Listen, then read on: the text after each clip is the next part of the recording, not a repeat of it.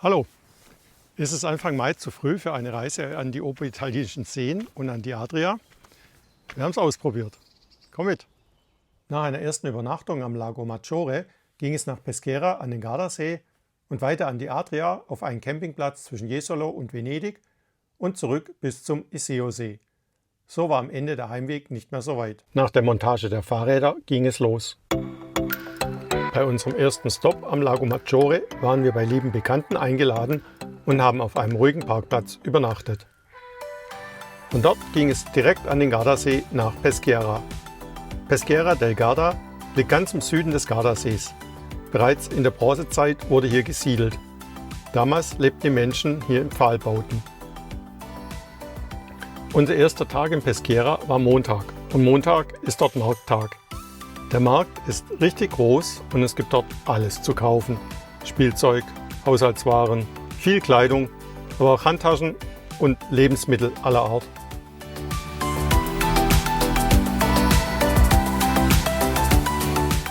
Nicht nur der Markt, die ganze Altstadt ist einen Besuch wert. In den autofreien Gassen werden in zahlreichen kleinen Läden die Waren in allen Preisklassen angeboten.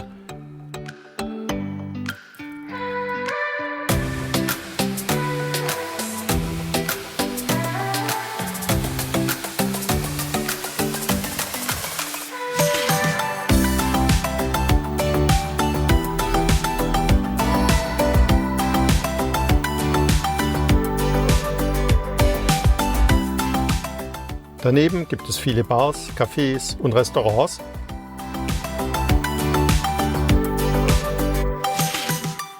Wobei im Mai noch nicht alle geöffnet waren. Die Kirche des Heiligen Martin am Rande der Altstadt wirkt von außen unscheinbar. Ein Blick ins Innere lohnt sich aber durchaus.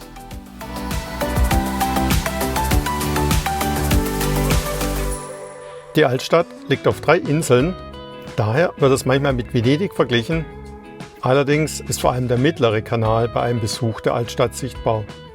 So gut es uns dort gefällt, für uns reicht das nicht ganz, um wirklich für einen Vergleich mit Venedig herhalten zu können. Peschiera hat seinen eigenen Charme und in den Bars und Restaurants lässt es sich gut aushalten, auch wenn wir einmal von einem Gewitter überrascht wurden. Doch das war so schnell vorbei, wie es gekommen war. Und wir kamen trockenen Fußes zurück zum Wohnmobil. Wir waren auf dem Campingplatz Cappuccini. Dort hatten wir einen schönen Stellplatz und hatten, obwohl wir nicht ganz vorne standen, Blick auf den See. Da immer wieder Regen angesagt war, haben wir unsere Neuanschaffung, ein Vorzelt zum Aufblasen, aufgebaut und das war gut. Nicht lange nachdem das Zelt stand, ging es los. Ansonsten war es auf dem Platz ruhig und entspannt. Überhaupt waren noch viele Stellplätze frei. Direkt neben der Rezeption gibt es eine Bar und einen kleinen Laden mit dem Notwendigsten. Wir haben im Mai 45 € pro Nacht bezahlt. Brötchen gab es ohne Vorbestellung. Gegenüber der Rezeption ist der beheizte Pool. Er ist schön angelegt und hat Becken mit verschiedenen Tiefen für Schwimmer und für kleine Kinder. Vom Schwimmbad zum Sanitärgebäude. Es gibt mehrere davon, die immer gut gereinigt wurden.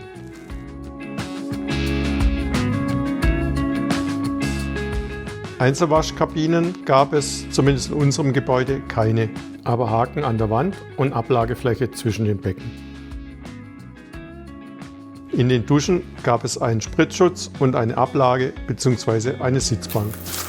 Außerdem gibt es einen kleinen Spielplatz und Fitnessgeräte. Der Campingplatz hat einen Ausgang, der direkt an der Seepromenade rauskommt. Immer wieder laden Bänke zum Verweilen ein. Von da lässt sich gut beobachten, dass der neue Trendsport Foil Pumping sehr mühsam ist. Vom Campingplatz bis in die Altstadt ist es ungefähr 1 Kilometer, den man direkt am Seeufer entlang gehen kann. Und auch abends ist das sehr schön.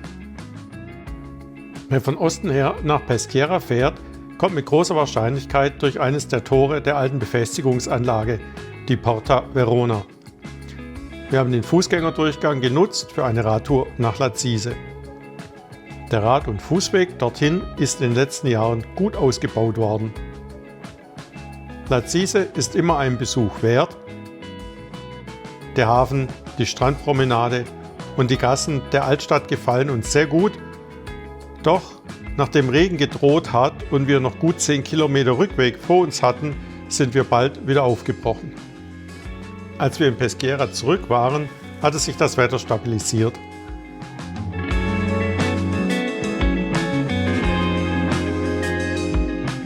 Der große Kanal ist in der Abendsonne besonders schön.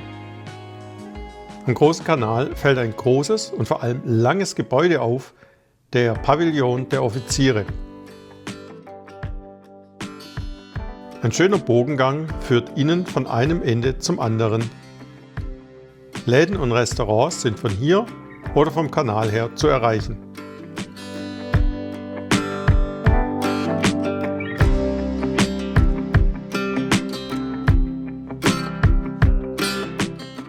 Nach ein paar Tagen ging es weiter. Unser nächstes Ziel, Cavallino Tre Porti an der Adria. Wir haben uns darauf gefreut, mit nackten Füßen durch den warmen Sand zu laufen. Wir waren auf dem Campingplatz Union Lido bzw. Union Lido Mare, wie er seit diesem Jahr heißt. Auch hier war nicht viel los. Manche Platzbereiche waren fast wie ausgestorben. Kaum vorstellbar, dass es in wenigen Wochen in den Pfingstferien hier keine freie Parzelle mehr gibt. Doch dann wird es nicht nur viel voller, sondern auch viel teurer. Wir haben 27 € pro Nacht bezahlt. Auch am Strand waren nicht viele Menschen, dabei konnte man sich durchaus in Badesachen sonnen. Die Wassertemperatur war allerdings nichts für Warmduscher. Gegen Abend wurde es wieder frischer und lange Hosen und eine Jacke waren angenehm. Auch wenn der Wind vom Meer her kam, war es noch frisch. Dennoch war es so warm, dass wir in der Strandbar meist den Schatten gesucht haben, vormittags und nachmittags. Und am Strand gab es Eis. Die Einfahrt des Union Lido liegt an der Via Fausta, die von hier schnurgerade bis Punta Sabbioni führt. Parallel zur Straße gibt es einen Radweg. In ca. 30 Minuten ist man dort. Wem das mit dem Fahrrad zu weit ist, für den gibt es auch einen Linienbus.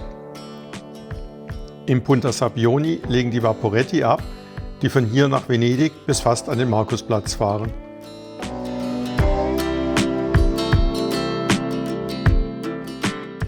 Auch private Anbieter legen hier ab. Diese sind günstiger, doch aufpassen, die letzte Rückfahrt ist dann deutlich früher und wir können empfehlen, auch den Abend in Venedig zu verbringen. Die meisten Touristen sind weg und wenn die Lichter angehen, gibt es eine schöne Stimmung. Besonders wenn am Markusplatz ein Konzert stattfindet. Auch entlang der Lagune gibt es einen Radweg. Er bietet schöne Ausblicke auf die Lagune und die umliegenden Inseln. Lauschige Plätze gibt es auch auf dem Campingplatz. Union Lido Mare wurde 1955 als NSU Lido gegründet. Begonnen hat alles Anfang der letzten 50er Jahre. Reisen nach Italien waren schwierig. Wo schlafen?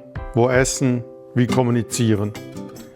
Das Management der NSU-Werke im baden-württembergischen Neckarsulm wollte das für seine Mitarbeiter einfacher machen und kontaktierte die italienischen Importeure der Marke. So entstand die Idee eines Küstendorfs zur Unterbringung von Mitarbeitern und Motorradfahrern von NSU, was zur Gründung des Campingplatzes führte. Heute ist es ein 5-Sterne-Platz mit Läden, Restaurants, Bars und Wasserparks und sauberen Sanitäranlagen.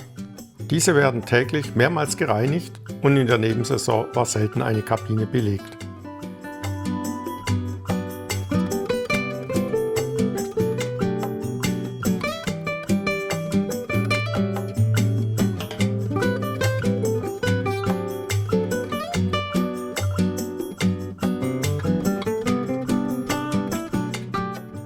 Für Kinder gibt es einen schön gestalteten Bereich.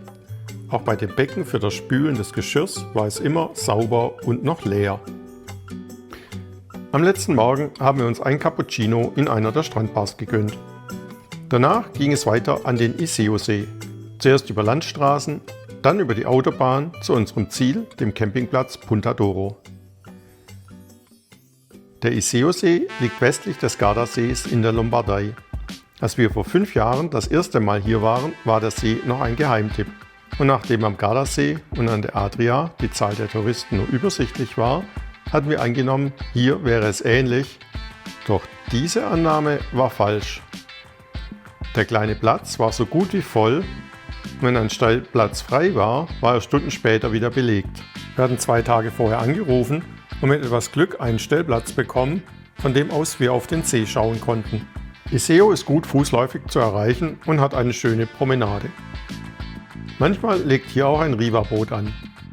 Der Iseo-See ist die Heimat dieser berühmten Boote. Iseo ist ein malerisches Städtchen mit rund 10.000 Einwohnern. Rund um den Rathausplatz gibt es Arkadengänge, unter denen sich kleine Geschäfte und Restaurants verbergen. Auf dem Platz steht ein Denkmal des Giuseppe Garibaldi, das erste, das dem Freiheitskämpfer aus dem 19. Jahrhundert gewidmet wurde.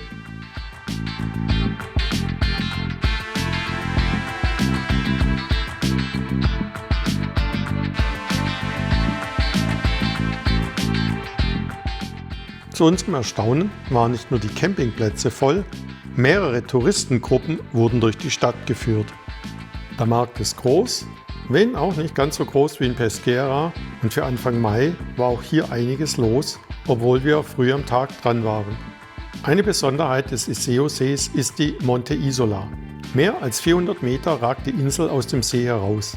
Sie hat einen Umfang von etwa 9 Kilometer und auf der Spitze liegt eine Kirche. Die Insel sieht man gut vom Campingplatz aus. Sie war 2016 Ort des Kunstwerks Floating Piers von Christo, wo man von Sulzano aus auf stoffbestandenen schwimmenden Stegen zu Fuß auf die Insel gehen konnte. Der Blick von oben reicht von einem Seeende bis fast zum anderen. Überhaupt haben wir uns auf dem Punta d'Oro wohlgefühlt. Ein kleiner Platz mit gut 60 Parzellen und für uns ein guter Platz, um einfach mal die Seele baumeln zu lassen. Wir haben 39 € pro Nacht bezahlt. Es gibt 2 Sanitärgebäude, die frisch gemacht und sauber waren. Das Wasser war heiß, die Duschen waren geräumig, lediglich eine Ablage hätten wir uns gewünscht. Zu Fuß ist man in 10 Minuten an der Uferpromenade. Hier lässt es sich gut bummeln und die schöne Abendstimmung genießen.